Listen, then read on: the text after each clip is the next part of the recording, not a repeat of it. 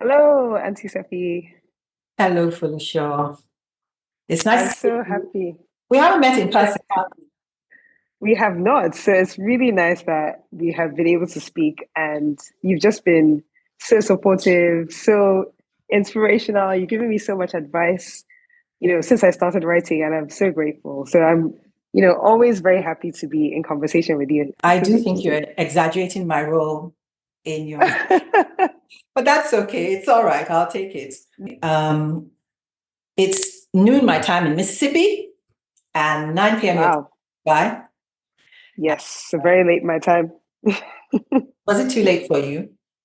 No, no, no, no, no. This I, is I was. 9 p.m. I is, thought is maybe your good. kids would be in bed and you. No, it's perfect because Oh, everybody's asleep good, and got the house nice and quiet. So this is perfect time for me. good. So I think we should begin by disclosing how we are connected to each other. Yes. I went to school with your mom. Queen Yes. Yabali. And Whoop. were you ever there? I don't think you I were. was never there, but I feel like you're all so connected that the children of your Queen's College class probably all feel like we kind of went there in a way.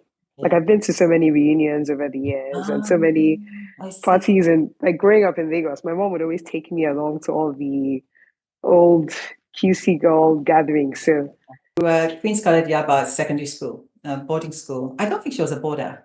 Was your mom a boarder? she was, yeah, she Oh, was. there you go. She was a porter. Yeah. No, she was a better student, a better behaved student than I was. I remember that. Oh, Her uniform was always neat and she was always yeah. nice. And that's what I've always liked about her, that she's just a nice person. Oh, And whenever I that see her, sounds I like my mom. compliment her on how she looks. She's always well put together. Always.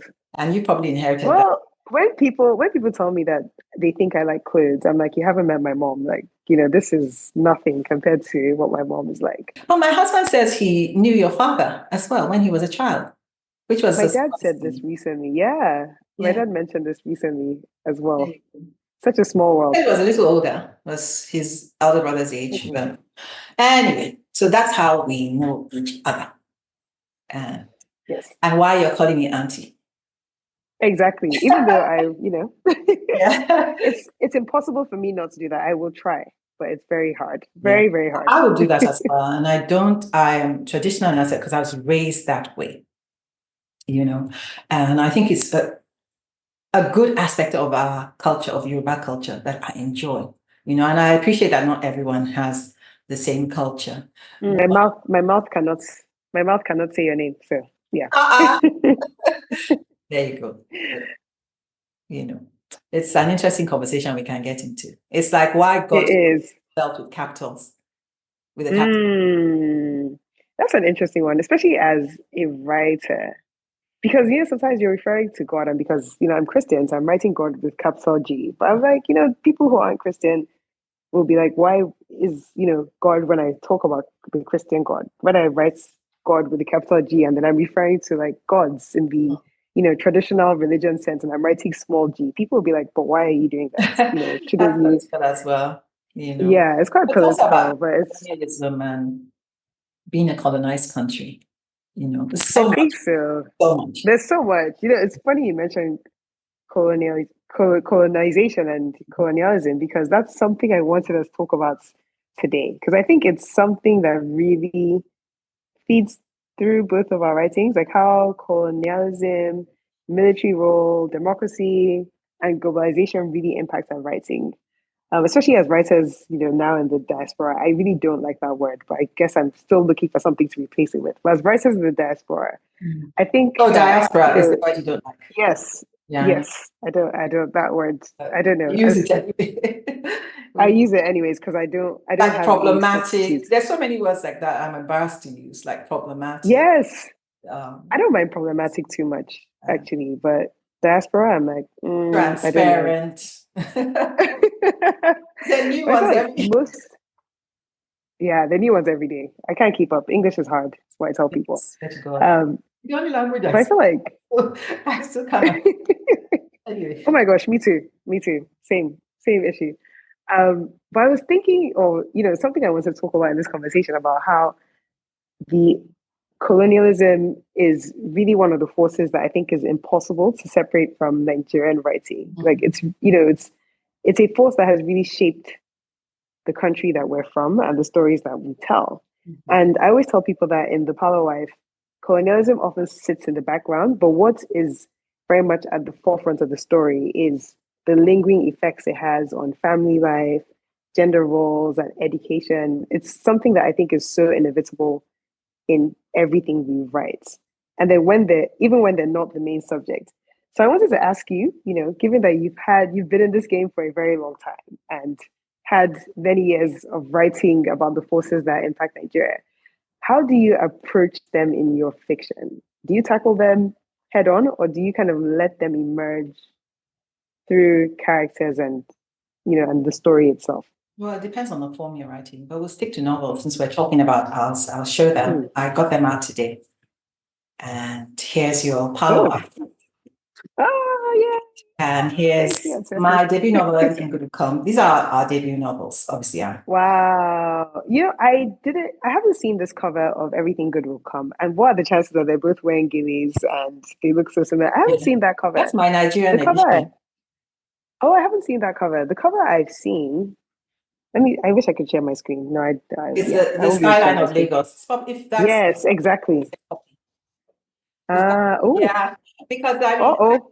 my first publisher has used that cover. I'm no longer with them. I am self-published in Nigeria for various reasons. So, their copy was pirated. Mine wasn't.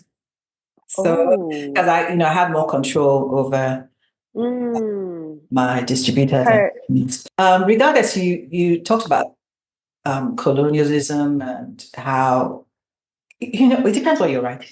And novels give you a lot of space to experiment and to play around with form. I've seen um, novels with poetry, novels with lyrics, with diagrams, with photographs, Mm. just about everything. And it's your show and tell.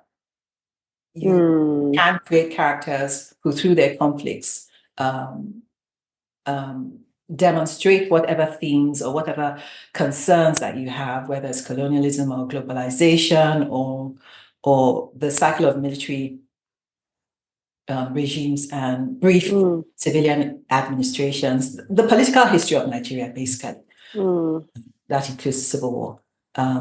Or you can make commentary in essay-like form, but it has to be Mm. done in ways that are elegant and Mm. seamless with your prose. So you can do that Mm. through characters who have certain thoughts about the nation, and you can do that with your own authorial voice. You can also do it through dialogue. So Mm. I often tell my students that, the rule show, don't tell, or whatever. Yeah, whatever. I think we do both and Mm. develop your instinct for what to do. Mm. So yeah, you can comment on it directly. You can do it through the conflicts of your Mm. characters. So like, for instance, in Everything Would Come and in Swallow and in trying to think what other book. In The Beat Collector, I address the issues of military regimes and the Civil War. In A Bit of Difference, in trying to think, The Bad written too many books. The Bad Immigrant and in The Good for Nothing Girl, I address globalization to the extent that there are stories about migration to the UK and the US. In Mm. Indigene, which is my latest book, a couple of stories I do that with immigration, but in the novella itself, I'm looking at globalization and specifically at how identity politics has changed our cultures in the way Yep. Nigerians now view feminism, gender, and what else? And sexuality. No, and Yes. what is that like with you? How do you, and you've written one book, I know you're about to publish another. When is that coming out? It's coming out next year. Dates to be confirmed, but definitely next year. Well, I would like to find out why you said the parlor wife in colonial times, because I've never Mm, been driven to write a story in a time period I never lived in or I never witnessed. mm, Talk about that, and then talk about how all these aspects of our political history feed into your writing. mm. So, it's interesting that you say that, what that drive to write something in a time you didn't live in. I felt the opposites. Historical fiction is one of my favorite genres to read. I Mhm. really, enjoy reading books that are set in time periods where I didn't live because I like my imagination literally goes on a whole roller coaster where I'm imagining, I have such vivid images in my mind. So I knew that my debut novel had to be historical fiction because that's the genre that I enjoy reading the most. Really difficult to write. I mean, doing the research was very, very difficult. Yeah. I was lucky, I'm lucky enough to have my grandparents still here with me. So I did so many interviews with them to get their firsthand accounts and then kind of plug the gaps in their stories with all the research I did. And when I finished doing the research, I had to put, the bibliography at the back of the book because it felt like doing a dissertation. Like it was, it was just, I had so many links, I had so many documentaries I watched. I spent so much time in the British Library, which, it's always so bizarre to me that I could easily access the archives and our histories in the British Library in a way that was very difficult to do in Lagos. I had to go all the way to London to find, easily accessible documents. So I guess the long answer to your question is it's just so exciting to see the seeds that kind of took roots to be the nation that we are today. I mean, there's so many aspects of our time as a British colony that I think have contributed to the way things are in Nigeria now. So, one obvious example is the way everyone speaks English. When I started school in the UK, Mm. the first thing, my teachers or fellow students would say to me was, Your English is so good. How did you learn how to speak English? And I'd be like, I can't speak anything else. Like this May is I ask you a question? When did you start schooling? What I year? started school in the UK when I was 16. No, I mean, So this what was what year? that was let me do the math, 2006. And they were still asking you that They question. were still asking, even when I got to After all the university. Nigerian students have passed through this. After and Sefi, even at university, when I was doing my masters, I remember one of the lecturers came up to me and, I did really well. I got a distinction and I got a prize. And he said to me that, out of all the students on this course, you were the one that I had the most concerns about because, I thought, is she going to be able to keep up? She's left her country. I was like, okay, I left my country soon. So like Okay. I Okay. went to, yeah, I've been here for a minute. And then also just why do you assume that because I'm not British, I'm going to struggle in a British university? And, just that comment I always can't left a believe bitter you taste in went my through mouth. that. I Yeah, can't. I mean, that was even, one of many examples. That's just one that really stuck with me. Because we used to have And those, it's, sorry, we had those yeah, I experiences as mean, well in the we had those, but 70s. mm, it's still And happening now, I think. yeah, anyway, It's still happening sorry now. to cut Um, you off. Yeah. there's so I think that's one way that being a British colony has impacted us. We all speak English. Without it's the language that you're on the streets of Lagos. We even have our own version of English, pidgin English. Like Yeah. it's it's just in everyday dealings. And I really wanted to explore, almost the beginning of that story. Like what was it like to be a young woman in Nigeria when we were still part of the British Empire, essentially, at such a pivotal time in history. I had read so many books about World War II. I knew nothing about Nigeria in that time period. And I just Mhm. thought this is, even for me, this is interesting to research. This is something I would want to read. So selfishly, I guess I wrote a book I wanted to read. And that's why I picked that time period. Great. Good for you. The effects of colonialism is something that the previous generation, the pioneers, as I call them, they explored in their own writings, whether they were writing plays or Mm, novels. And then we continued that journey. I have noticed with the new generation of writers, and I may be wrong, that globalization is not something that you have been interested in exploring the dangers of it.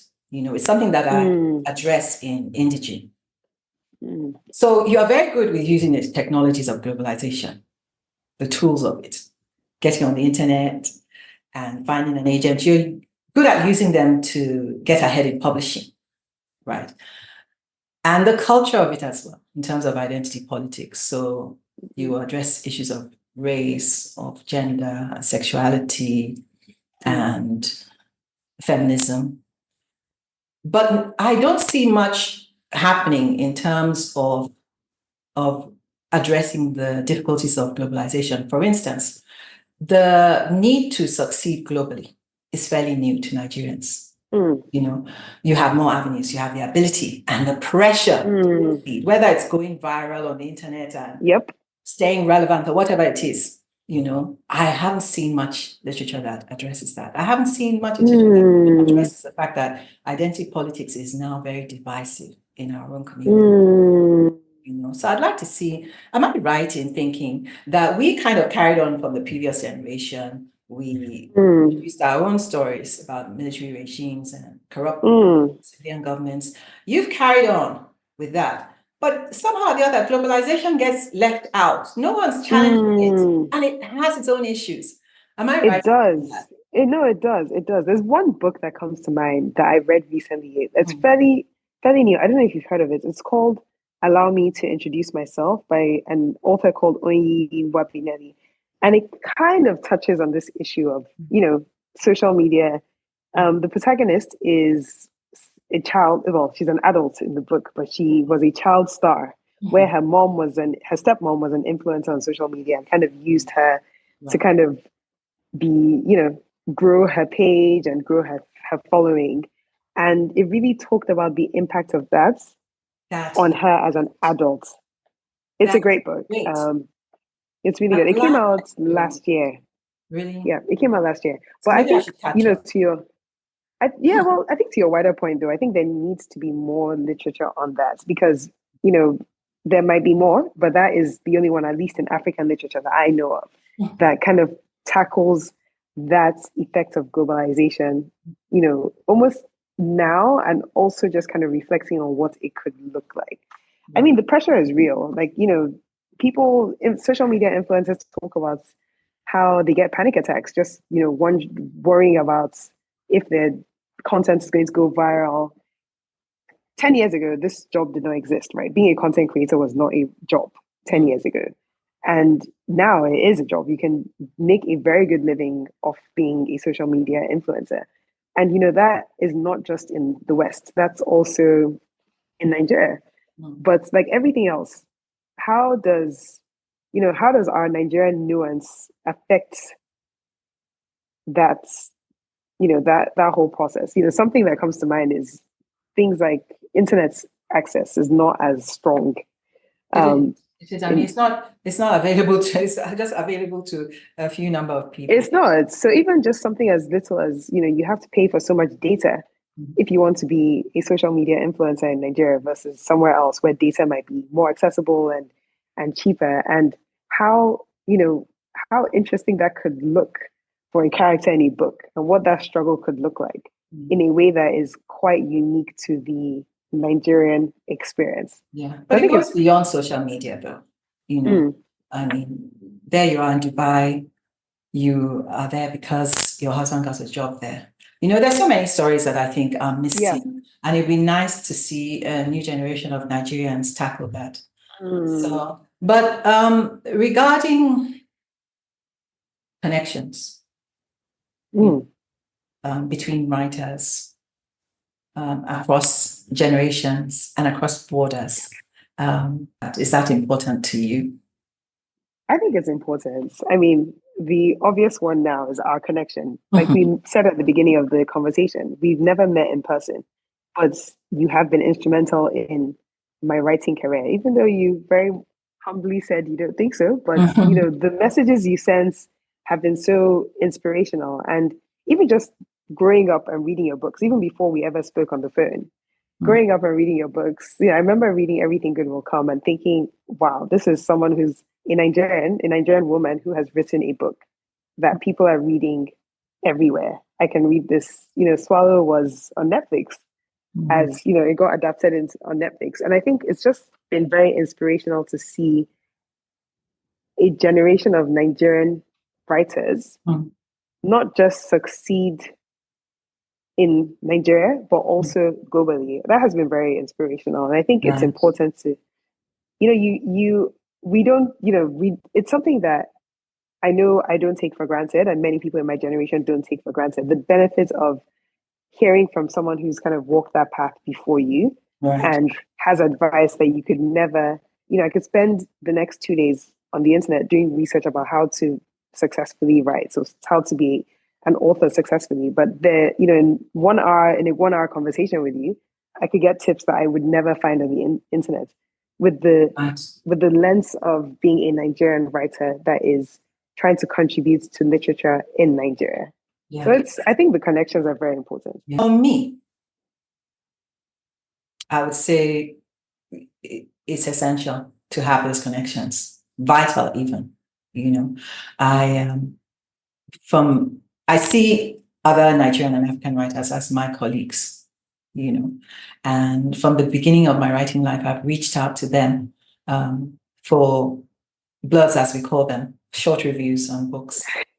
And it's become a thing now. We always reach out to each other for acknowledgement, but it wasn't that way in the beginning, when I started. What was it like? Well, it was a soul journey. I didn't feel I needed to speak to another writer to do what I had to do. I did read books by all African writers that I could get my hands on before I started writing my novel. And that helped because there was a literary connection.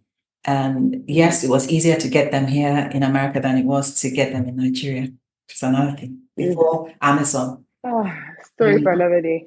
And then I started writing this novel. And also it made me realize there was an opening there for writers of my generation.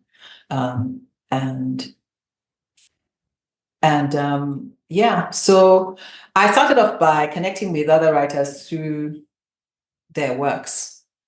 Didn't really feel the need to reach out to them to speak to them about writing because I was too busy writing. I wish we had more opportunities to do that. Next month, I'm going to be at the Nobel Symposium for African Literature in Stellenbosch, in Cape Town, near Cape Town. Sorry, nice. Stellenbosch near Cape Town, in South Africa. And so that's going to be exciting. Regarding connections across generations, I'm in an odd situation, which I consider an advantageous one, because I'm not part of the pioneer writers. I'm not part of the new generation, which began with the Renaissance in the early 2000s. I'm 61 and I'm going to be 62. And the only other Nigerian writer that I can think of is Ben Okri, that's in his 60s. I didn't come from a generation that produced many writers, so I didn't have the luxury of representation, and I had to find my own way. And certainly across borders, those connections are important.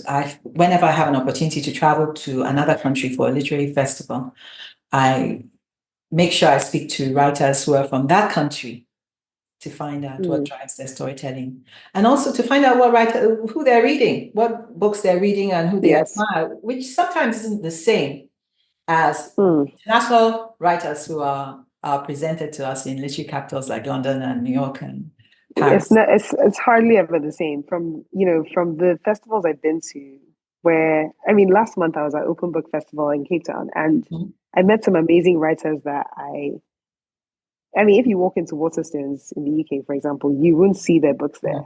You won't. But but just fantastic, covering really important topics, really interesting.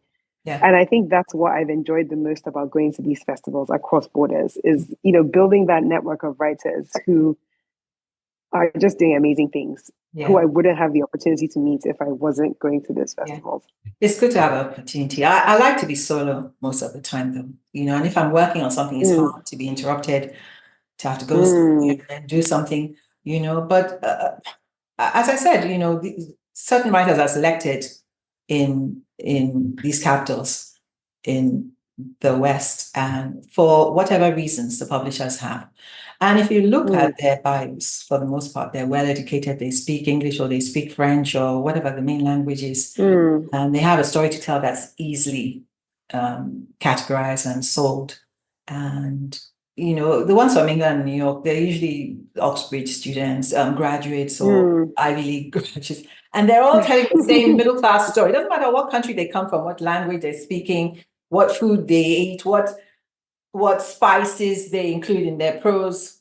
It's the same story of what it's like to live in their countries or overseas. So next year I'm going to be at a festival in Brazil, and I've just been told that I'm going to be speaking to a Brazilian writer. I don't know who that writer is, but I'm looking forward to that as well. It's good to have this connection. I wish we could do that more in Nigeria. It doesn't have to be a big affair. It doesn't have to be a huge affair to make them. And funding is difficult in Nigeria, but it'd be nice. Yeah, funding is tough. I think there are more and more festivals. Like, there's Aki Festival, there's Karamu, Q Fest, but I think those are probably the biggest two in Lagos. That's it. I can't think of any others. There's space for more. Yeah, there's definitely space for more. There was a Garden State Festival, which no longer runs. I went there twice. I've been to Karamu. Ake, I was invited. A couple of times I was invited and I couldn't go because I was just busy working on something.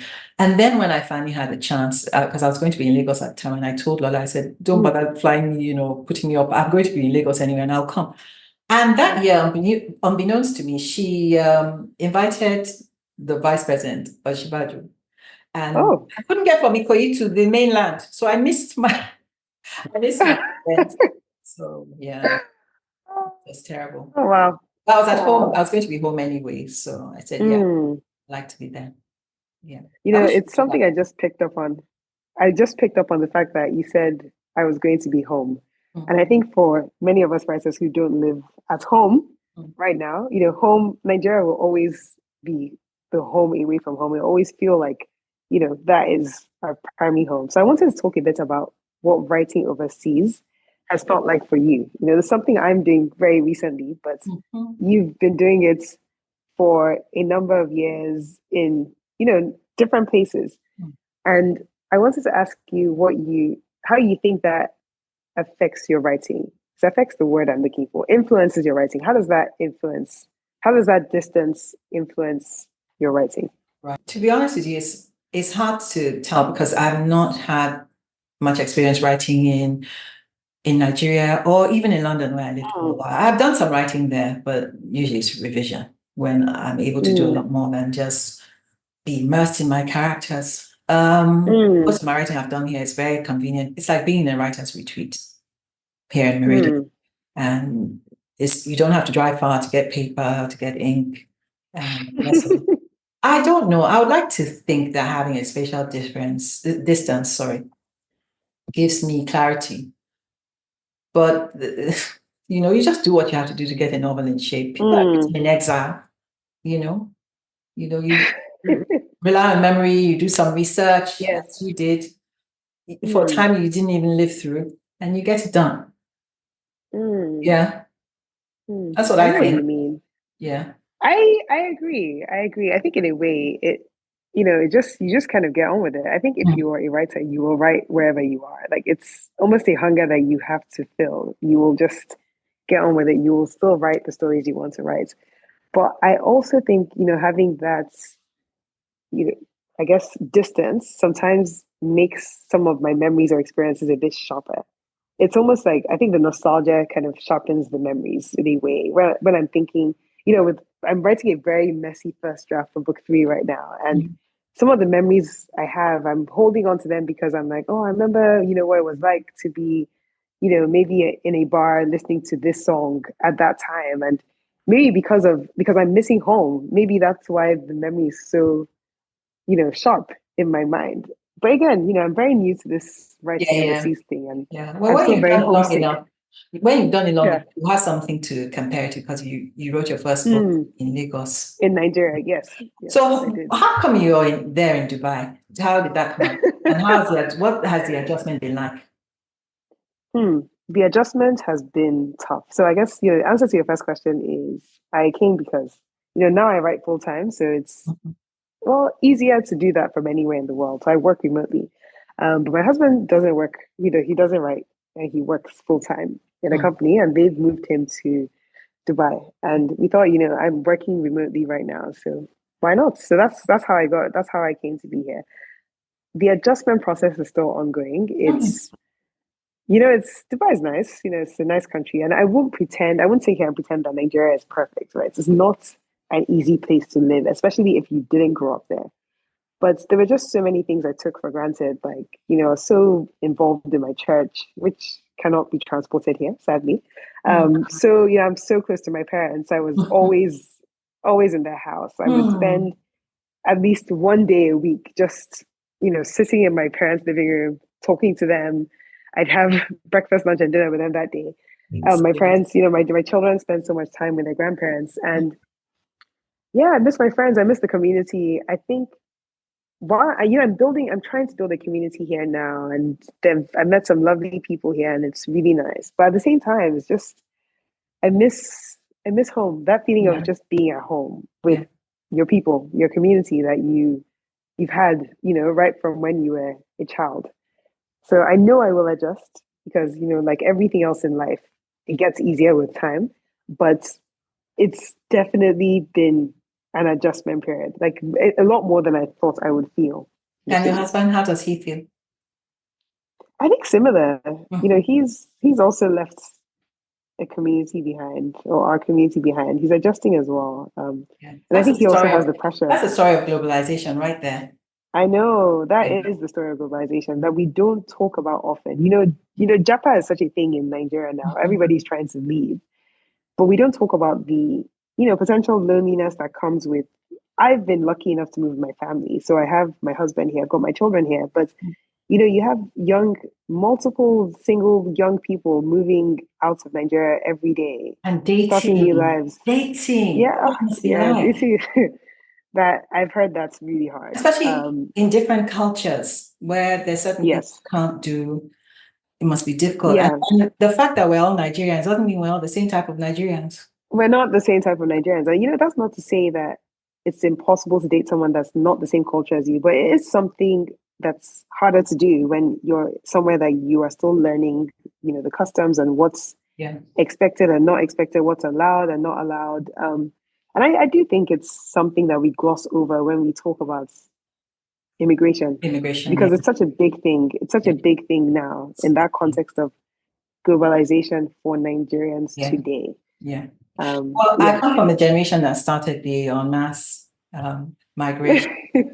We either stayed at home and hustled, or we left overseas Mm, or some country overseas, and we continue to hustle there. mm, I met my husband in Nigeria. He's a Nigerian trained doctor, and they have a path, an established path or route for immigration to other countries where mm, they further their education or specialize in different fields. He's an internist, and mm, I came back home in 1985, left 2 years later, um, and returned to England to train as an accountant. He came there, he had to take exams, and mm. came there. And I was based in London. This was just shortly after we got married, and he was all over the country, all over England. And people are saying, "Oh, you have to go and join your husband wherever he's at." And then, you're not well. I studied for 3 years. These are aunties. I studied for 3 years to become a chartered accountant. And I finally qualified. And because I'm married, I should follow my husband. You know. Ah, So I said no to that. And then he found his fairly stable job in a town called Wigan, which is between Manchester and Liverpool. And I only moved when I found a job in Liverpool. And wow, I I love remember that. it's so funny. I had a car, a Renault 5. I like small cars. I don't really care about driving or cars, but I like small cars. And so I wouldn't run up my mileage commuting between Wigan and Liverpool. I bought an old second-hand car from my sister, Vauxhall, Oh, small one. She was a student, and it had a custom number plate, Dixie. So that is very cool. Dixieland. We ended up in Dixieland. Dixie and some numbers I can't remember. And it had no heating. And the engine, that car just had such character. The engine had its noise, but it was good and strong, and I'd use it to and fro. We lived in hospital accommodation, which smelled moldy, I remember on my way there, I would listen to Mary J. Blige's What's the 411, put in my cassette, listen to Real Love and Love with No Limit. The story of my life, how did you leave London to come to... But I enjoyed Wigan. Yeah. I enjoyed living in Wigan and managed to save to the US. And now I'm living in Dixieland.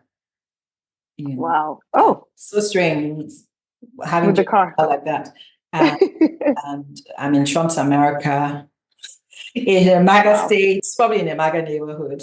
But I'm so used to adapting and being on my own, being self-contained. So I've never kind of relied on parental support or anything. And I haven't really relied on community either. My community is my husband and our daughter. The home is where they are, and they're my friends. So as long as I have them, I'm all right. That definitely helps. I don't think I could have moved without them. So I'm grateful for that small community. But yeah, it's interesting. When I was listening to you talk about all your different moves, I was wondering if that affected your writing routine. Would you say that it's been different based on your location, or have you just kind of had a similar writing routine in all those places? Well, Meridian is where I do most of my writing, and I'm just relentless. I get up too early, I sleep too late. That's a recent thing. I just became an insomniac, and that could have something to do with menopause. And hopefully it will get better as I slow down. But my family will testify that I can be writing till very hours of the morning, just writing at odd times, It depends it depends on the stage I'm in my writing, So if I'm in the drafting stage, I'm very absent-minded. I'm the one who burned food. I'm telling you, to my husband's annoyance, you want to burn the whole house down. I will leave our garage door open, and he's big on security. What else do I do? And I apologize each time, not because I care, but I'm hoping that it's a nice thing I might get by, and what else do I do? I forget to put on the alarm, or I open the door when the alarm is on. I just do dreadful things when I'm doing the first draft, And at the revision stage, I am a lot more cognizant and aware. When people talk to me, I'm not saying, what did you just say? After they've told me a whole thing. And sometimes I've had to take measures, I include my family in the sense that, I make space for them in my work life, But my daughter is older now. They don't make space for me in their working life. If she's in a meeting or something, doesn't answer my calls, I don't expect her to. If we're talking and something to do with the patient, I end the conversation with my husband. Sorry, I'm talking to my husband, as I should. And now I have more flexibility. I can answer their calls when I can. But I have taken what I would call extreme measures for Nigerians, especially Nigerians of admission. Like I told him in my mid-30s, I said, listen, I have 3 books that are calling me and I want to draft them. And you know what I'm like when I'm drafting novels. And you take over the cooking, while I'm doing this. And that happened for 1.5 years. And he did. I hate cooking. It drains my energy. I prefer to clean. Oh, I don't enjoy it either. Now, he's a better cook. And he doesn't cook often, but he enjoys it. And I love his food. And he did that for me. He did that for the whole company, which was very nice when I took over. Yeah, that is nice. And your writing routine, what's it like? Right now, it's all over the place. I think, before the move, it really is all over the place. I think I'm still trying to find my rhythm, but typically I'm a morning person. And I'm finding that I have this spark in the evening sometimes where I just really have, ideas I need to get down, especially when I'm falling asleep. It's so annoying and very inconvenient. I'm falling asleep and then I have like a paragraph appear in my head that needs to be, penned immediately. But I do think most of my writing gets done in the morning.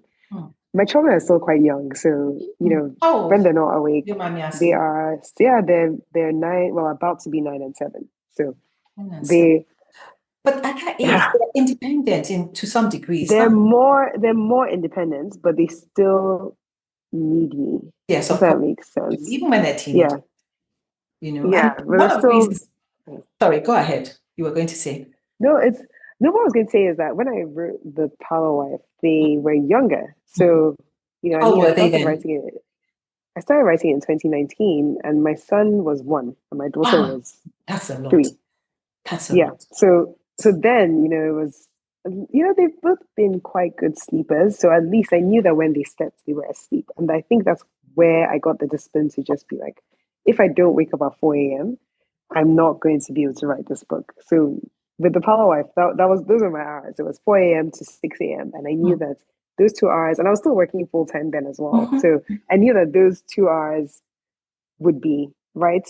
Then the children wake up, get them ready for school, nursery, get to my job, and then come back in the evening. And then maybe if I have time then, then be able to write. And my husband, his routine as well is he's a morning person as well, but he stays up later than I do. I love going to bed early. Like I'm militant about going to bed early.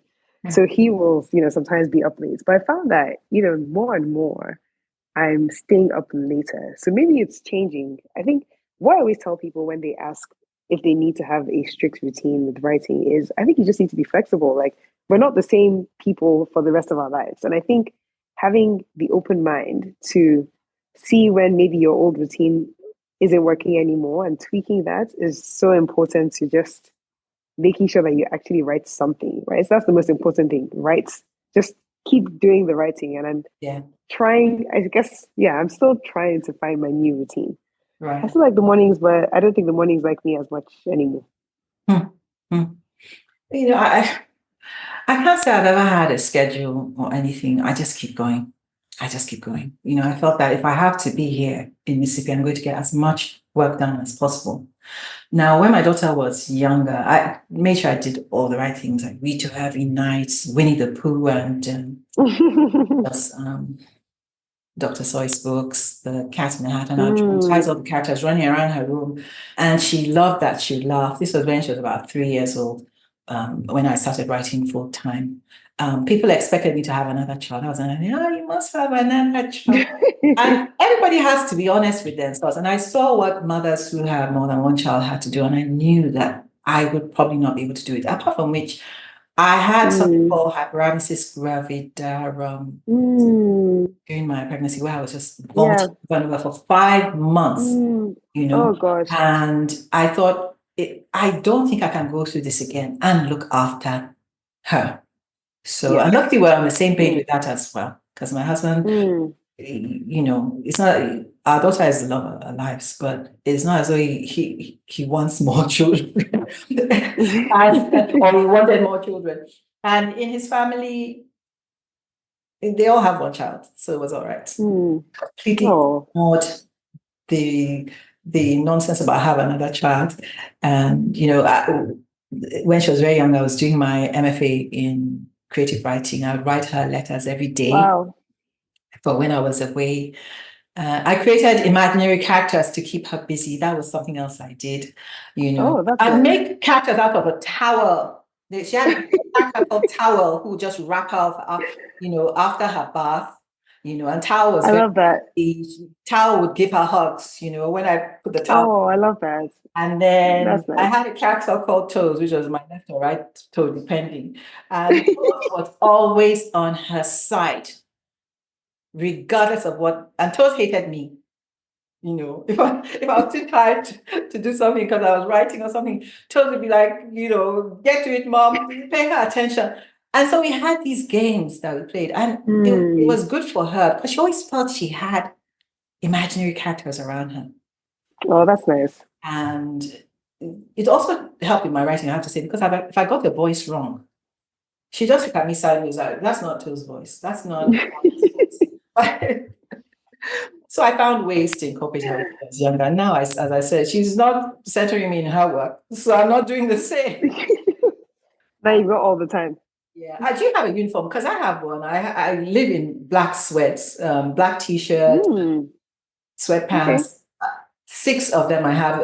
Initially, it was gray, and I bought them from Walmart. And there was one time my daughter said to me, "Don't you ever change clothes? You always come to pick me up in the same clothes." I do that because I walk with my husband every night for 2 miles. We started that during COVID lockdown. Oh, And so nice. I walk in those clothes, I work in them, and I snack a lot. So, I take them off every day, put them in the laundry because it will have something on them. This time I'm eating Twix and Oh, I love Twix. It's so cranberry good. pumpkin cake, which I've almost Oh, that finished. sounds so Do good. you have those habits? Do you have a uniform? Do you have habits, strange I habits? do. Yeah, I live in three boo-boos. I have three boo-boos that I Oh rotate. my. And I feel like boo-boos are my favorite things to wear because they're just so free and they're so easy. And I feel like I can just lounge very easy. Yeah. My mom's actually coming to visit me soon and she's bringing three more Oh, boo-boos to oh, add to my collection because I nice. left them in Lagos. And I think it's here in Dubai that I realized that boo-boos are such a part of my life. I need one for every day of the week. Um, but yeah, I wear boo-boos. I drink a lot of tea. So I Mm, make tea in the morning. Green tea is my favorite at the mhm, moment. mhm. I've recently fallen in love with rooibos. I love chamomile. So, I have the whole spectrum of tea that I'm constantly standing up to make tea. I Yeah. also feel like when I'm procrastinating, it's making tea is like a nice way to kind of step away from my desk and then wait for the water to boil and then wait Yeah. for it to brew before I get back to my desk. Um, yeah, I try to make sure I have dinner with my children every day. So Mhm. regardless of what I'm doing. So that's Forget always a that one. break in the day.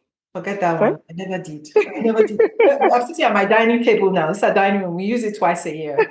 We eat at the Oh kitchen, gosh, in front of the that TV, is so funny. anywhere. So Oh, forget because that I, one. I I don't find use my that dining table.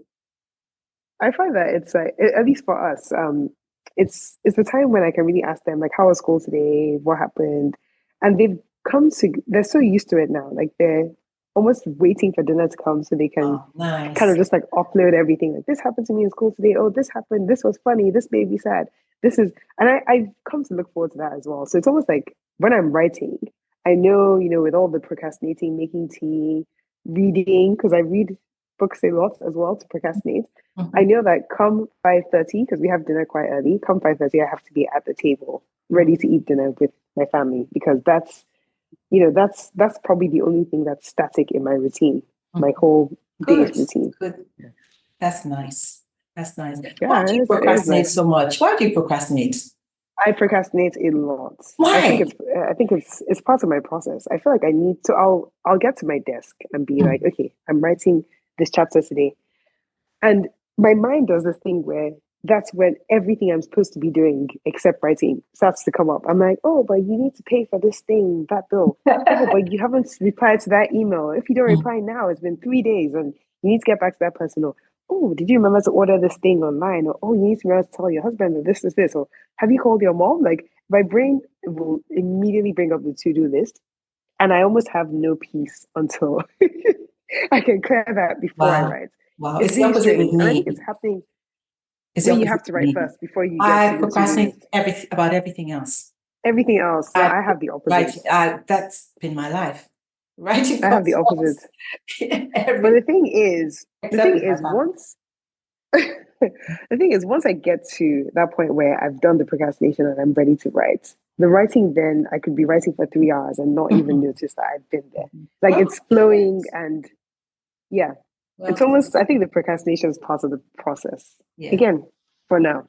I think again, there's so much going on in my mind in my life right now with moving that I think, that's also probably why the procrastination is worse. And I'm also doing the first draft for my third book, Mhm. and I tend to procrastinate more when I'm in the drafting phase. It's quite Dreadful. it's the worst phase. I thought I didn't like reviewing and editing, but I believe that that might be my best my best phase now because when you're editing, you're working off something you've already written, so it's easy to look at it and be like, oh no, this sentence I could write this sentence better, or I want to add this or take this out. But when you're drafting, you're really just there It's staring at the empty pages. And that's why I did one after the other. I just said, I don't want to go through this process again. I just want to get it over and done with. And of course, I continue to draft new works after that, but they were different. And now I'm an empty nester, so I can be as absent-minded as I Mm. need to be. I wanted to ask a bit about your narrative preoccupations. And I'm very curious because I haven't read Indigen and I'm looking forward to reading it.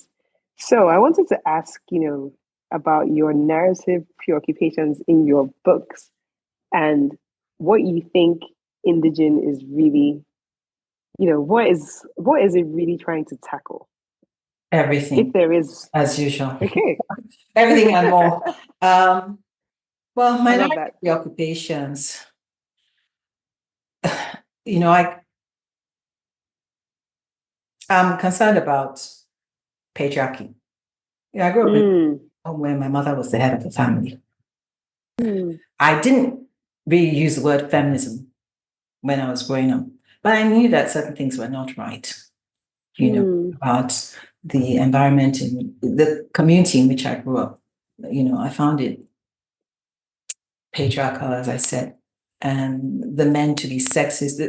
These were young men I'm talking about, sexist and mm, misogynistic. I didn't use those words, mm, I knew that something didn't sit right with me, you know. mm, And I come back to that over and over, and power, who has it, how they hold on to it, how they got it, how they hold on to it. I write about Lagos society of the 70s a lot, and I'm merciless on my characters from that era without apology. Good thing about them is that they don't bother to read books by Nigerian and African writers. They're busy traveling. Oh. They're busy traveling. I mean, my generation, they're busy making money, traveling, shopping, or whatever it is they do. If they Mm. read what I have to say about them, it would be it would be social Oh gosh. suicide. They It should read the book social then. They suicide. should For definitely read instance, I take on it.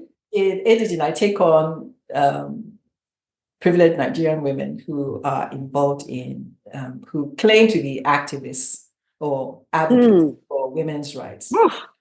The table is And shaking. all they're The table interested in the doing ta- is, this is a shaking this table is shaking. yes, The I'm not table going is to say, shaking. I don't know they really care about is advancing themselves. It's a Mm. new NGO, non-government, or an extension of non-governmental Mm. organizations of the 90s.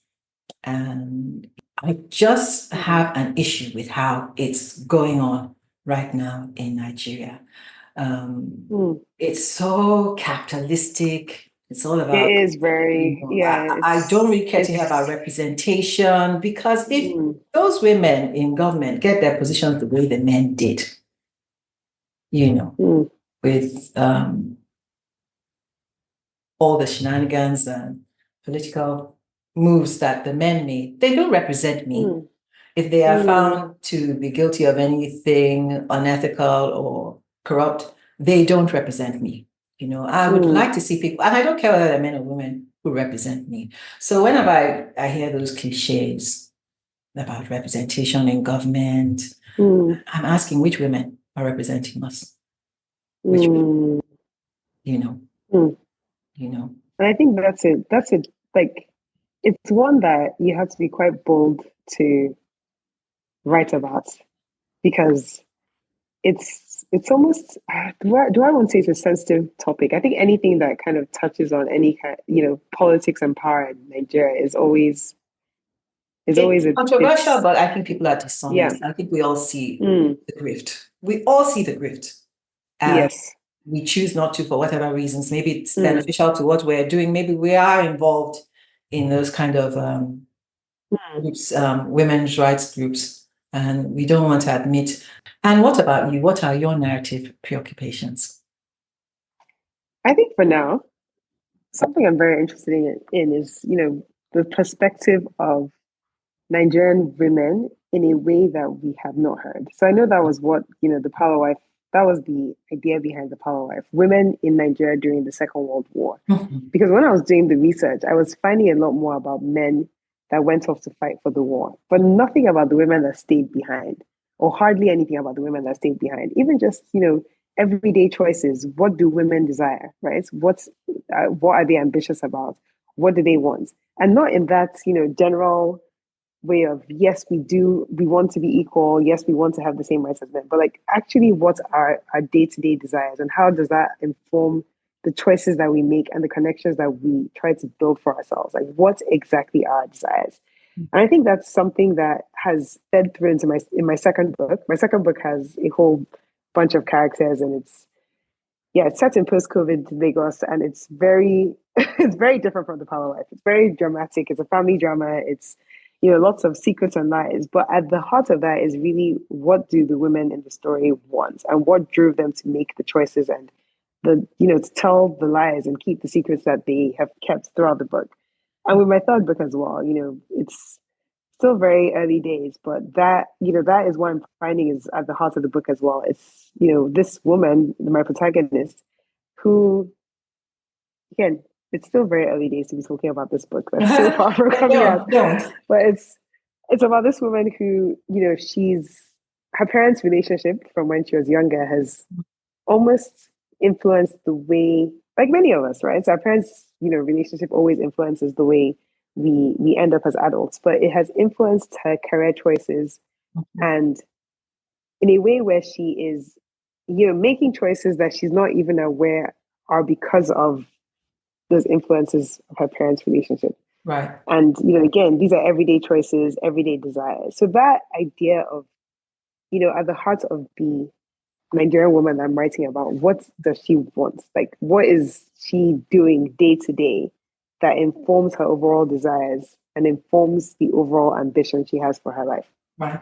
I enjoy the fact that you're telling ordinary stories, because I think they're missing from a lot Mm. of Nigerian literature. Sometimes we have to tell extraordinary stories to be heard. And it's important to me telling the ordinary ones as well. Now, these are stories that writers like Flora Agbaje, Buche Meteta have told, but from the point of I view love them. of women from their generation. So it would be very interesting to Yes. see what the new stories you add to theirs. And Yeah. your mother is from an Aguda family, isn't she? Her birth name was Dalmida. Yes, but so my grandmother, or my great grandmother, my grandfather's mother, apparently, of grandfather's father was Togolese. So the Oh, Dalmida, the name is, from Portuguese and Portuguese all. heritage. Yeah, Yeah. as opposed to Aguda in, Aguda, okay. yeah. So opposed, yeah, Uh, it's from Togo. yeah, because Yeah. I've referred to to Aguda people Mm, I've used Aguda characters to tell stories. So I wonder mm. where I just assumed that she was Nigerian Aguda, but that's also No, something that, I can think of many Nigerian families who are originally from Ghana, originally from Togo, from somewhere else, and we just assume that they are Nigerian from the get-go. But there was a lot of migration there back was then in so much of Lagos. that. Yeah. So So much of that. Even anyway, across, I think, along the West African coast. Because recently I went to Ghana and someone was telling me about, there's a tribe who were originally from Yoruba land. Like they oh came to yeah, Ghana speaking Yoruba many yeah, years ago, and I found that so interesting. yeah. They're Hausa Ghanaians. Hmm. So, so I don't know what will happen if I take one of those DNA tests, whether I even I've done one. I've actually done even one because I was so oh really? curious. I've done one. Yeah, it wasn't very interesting. Lots, Mm. mostly Nigerian, and then the Togolese I already knew. There was some Congo Okay. in there as well. I was like, okay, I wonder where that came from. Yeah. But Someone migrated, you know. And yeah, what are you working on besides this third book? Are you working on short stories or I'm not very good at working on multiple things at the same yeah, time, I must yeah. say. So it very much is this third book right now. Well, I finished editing the second book, Mhm, but it's still at the typesetting phase. So I mhm, guess I'm still, waiting to hear back from my publishers on the final sets of edits. mhm. But yeah, mostly book three and trying to settle into a new country. Those are my So two you think you're a preoccupations at the novelist from moment. now on moving forward. You're not going to try different forms. And I'm not saying it in a way that you should. Hmm. I don't write poetry, never will, you Oh, know. I was about to say I just wrote my first. I've written two poems, and one is supposed to be coming out next month. Oh no, what are we now? October. One's supposed to be coming out in November next month. And there was one I wrote that I haven't done anything with. I sent it to a few friends last year. That was the first poem I wrote. Has no rhyme or rhythm. It literally was just really wanted to write that. And I sent it to a few friends, and they're like, "You should do something with this." So who knows? Maybe poetry might be in my future because I liked writing it. Both Good for both you. poems, I actually really enjoyed writing it. Yeah. Never been called to write poetry. I have written short stories.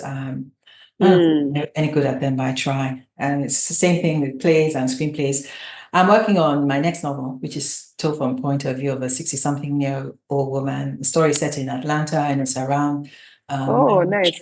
and how migration affects women, middle-aged women, and their daughters. And I'm not going to say the title because I've had titles stolen from me. I'm also working on a trilogy of these, and I'm keeping the millennial and Gen Z characters at the fore this time. Oh, I love that. I need to do that. I love that. And, I raised a millennial and I know what it's like. I don't know what their day-to-day lives are like, but I know what they're like. I'm also working on a screenplay. One of the few that I've written. Yes, one of the few I've written. Exciting. That's based on one of my plays.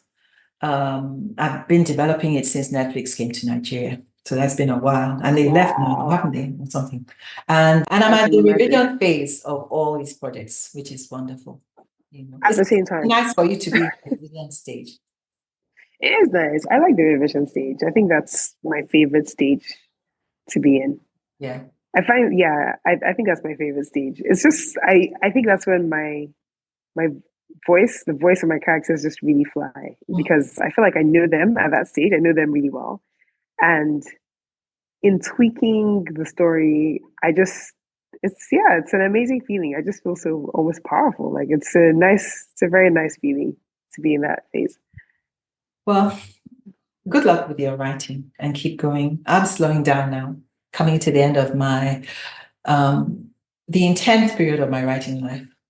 I'm not sure I'll continue to write, but not necessarily for publication, And so it's wonderful to see a new generation continue the story of Nigeria. Thank you. Wishing you the best of luck and much joy. Thank you. While you're at it. Thank you, Sefi. All right then. Thank you. Okay, so thank you. And thanks to everyone for listening. Thank you for listening. This has been awesome. Thank you.